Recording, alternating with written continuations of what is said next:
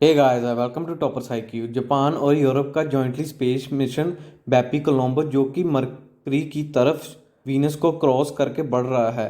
तो क्या है ये दोनों देशों का जॉइंटली स्पेस मिशन और इसका वर्किंग क्या होगी, तो आज हम इस लेक्चर में देखेंगे। इस लेक्चर की पीडीएफ आप हमारी वेबसाइट toppersiq.com से ले सकते हैं।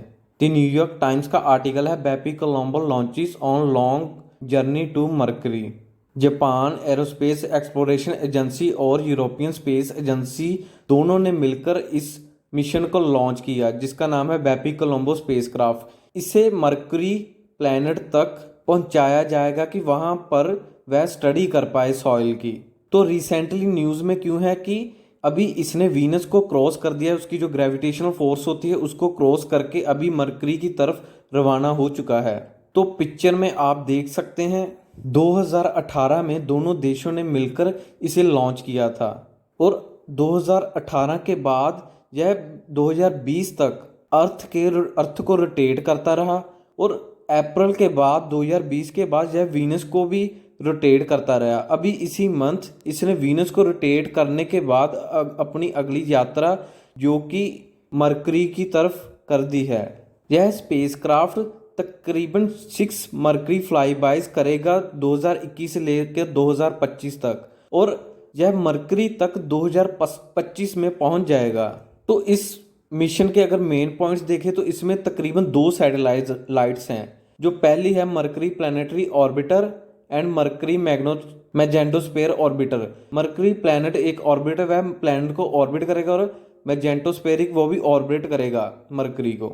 स्पेसक्राफ्ट मरकरी पर अराइव होने के बाद दोनों सैटेलाइट हैं वह सेपरेट होकर अपनी वर्किंग स्टार्ट करेंगी। जो इस मिशन का मेन एम है कि जो मरकरी को स्टडी करना, उस पर जितनी सॉइल है, अगर वहाँ पर कोई मिनरल पार्टिकल्स है उनको भी स्टडी करना। और जो मरकरी की मैजेंटोस्फेरिक ऑर्बिटर होगी वह मरकरी को स्टडी करेगी। जो मैजेंटोस्फेयर एंड मैग्नेटिक फील्ड्स होगी मरकरी की, उसको वह स्टडी करेगा। वह साथ बहुत इंटीरियर भी करेगा और सरफेस पर भी उसकी स्टडी करेगा। बेपी कोलंबो स्पेसक्राफ्ट जो कि जापान और यूरोपियन स्पेस एजेंसी का एक जॉइंटली मिशन हॉरिजॉन के अधीन 2000 प्लस प्रोग्राम है यूरोपियन स्पेस एजेंसी का, उसके अधीन इसको लॉन्च किया गया। तो ये 2025 तक मरकरी तक पहुंचेगा और इसे अरियाना 5 रॉकेट से लॉन्च किया गया। इस मिशन में रशियन फेडरेशन द्वारा एक gamma rays and neutron spectrometer भी प्रोवाइड किया गया, जिससे वह जो मरकरी की जो रेज है उसे भी डिटेक्ट करेंगे। साथ ही वह वेरीफाई करेंगे कि मरकरी पर वाटर की एग्जिस्टेंस है। और इस मिशन का मेन वर्क होगा कि जो पोलर क्राटर है मरकरी का, जो पोलर साइड होती पोल साइड होती है, वहाँ पर 24 आवर्स शेडो रहती है जहाँ पर सन की रेज नहीं पहुँचती, और वहाँ पर वह चेक करेगा कि मिनरल्स है, जहाँ कोई वाटर की एग्जिस्टेंस है। क्योंकि मरकरी सबसे पहला प्लैनेट है हमारे सोलर सिस्टम का जो सन के बिल्कुल करीब है। इस मिशन के ऑब्जेक्टिव्स देखें तो यह स्टडी करेगा origin and evolution of mercury planet, कि वह कैसे बना और किस किस से बना है। और साथ ही मैग्नेटोस्फेयर को भी वह स्टडी करेगा। और इसके बाद आइंस्टीन ने एक रिलेटिव थ्योरी दी कि वह उसको भी वेरीफाई करेंगे कि जो उन्होंने कहा था वह सच है कि नहीं है। एग्जाम पॉइंट ऑफ व्यू से देख लें तो इसका नाम जो एक इटालियन साइंटिस्ट थे जियोसेप्पे बेपी कोलंबो, उनके नाम पर इस मिशन का नाम रखा गया। इसी इटालियन साइंटिस्ट ने इंटरप्लैनेटरी ग्रेविटी असिस्टेंट प्रोवाइड की थी।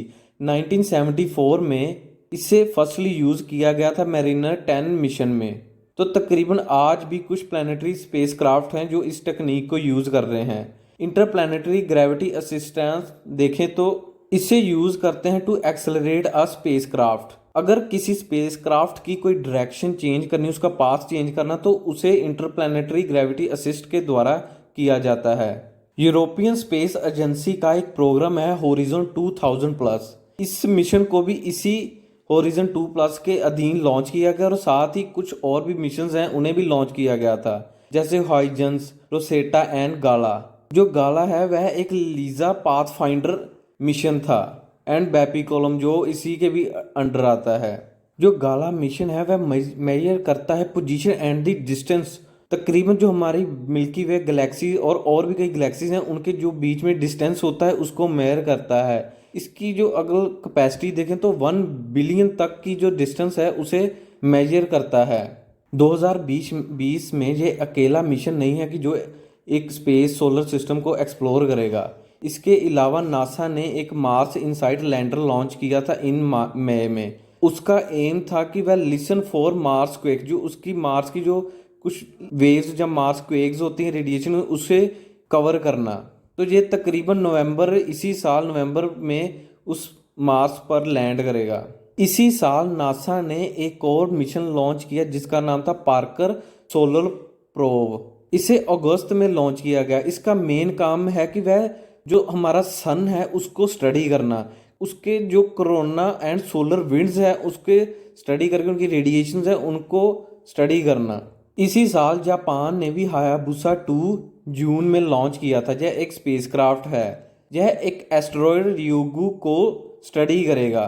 इस मिशन में जापान एक small rover and lander send करेंगे जो कि एस्टेरॉयड के सरफेस पर वह लैंड करेगा। जो लैंडर होगा उसको स्टडी करेगा और साथ ही वह वहाँ से कुछ सैंपल्स कलेक्ट करके नेक्स्ट ईयर वह धरती पर वापस आएगा। इससे पहले 2015 में एक न्यू होरिजन स्पेसक्राफ्ट जो प्लूटो पर भेजा गया। इसे न्यूयॉर्क की एक प्राइवेट कंपनी रेंडेजवोस ने 2014 MU69 and objective solar system Kuiper belt से लॉन्च किया। मगर क्या ये पहली बार है कि हम किसी प्लैनेट और उसके सरफेस की हम स्टडी करने जा रहे हैं? नहीं, इससे पहले भी मैरिनर 10 मिशन था। उसकी फोटोग्राफ्स जो कि हमें शो करती हैं कि क्राटर सरफेस रिसेंबलिंग अर्थ्स मून। उस मैरिनर 10 के मिशन की फोटोग्राफ्स के साइंटिस्ट को पता चला कि जो मरकरी है उसमें काफ़ी वोल्केनो जैसे बड़े बड़े गड्ढे हैं और साथ ही उनके सरफेस पर कुछ एनर्जेटिक पार्टिकल्स हैं, जैसे अगर उन पर कोई लाइट पड़ती है तो वह ब्लिंक करते हैं। मगर साइंटिस्ट का कहना है कि वहाँ पर काफ़ी मिनरल्स भी हो सकते हैं और साथ में वाटर भी हो सकता है in the form of ice. मगर साथ ही साइंटिस्ट का कहना है कि मरकरी में हमें आयरन मिल सकता है। वहाँ पर काफ़ी ऐसी खोज हो चुकी है फोटोग्राफ्स के थ्रू। इसी कारण को आयरन को स्टडी करने के कारण और सरफेस को स्टडी करने के कारण इस मिशन को लॉन्च किया गया। मगर साइंटिस्ट इन प्लैनेट्स को क्यों स्टडी कर रहे हैं? अगर 4 प्लैनेट्स देखें तो साइंटिस्ट ने बताया कि mercury, Venus, earth and Mars ये एक टेरेस्ट्रियल प्लैनेट्स हैं। अर्थ पर तो चलो हम स्टडी करें लाइफ है, वह देखना चाहते हैं कि मरकरी, वीनस और मार्स पर कोई लाइफ की पॉसिबिलिटी है जहाँ वहाँ पर कोई मिनरल्स पाए जा सकते हैं। मगर चुनौती ये है कि अगर हमें वहाँ पर मिनरल्स मिल जाते हैं तो उन्हें एक्सट्रैक्ट करना काफ़ी कठिन होगा कि पहले तो काफ़ी लंबा समय, काफ़ी साल लग जाएंगे वहाँ पर पहुँचने के लिए और उसके बाद काफ़ी साल वह वहाँ पर एक्सट्रैक्ट करेंगे और फिर वह धरती पर वापस आएंगे। सो ये एक रिवोल्यूशन ही होगा अगर यह सफल होगा।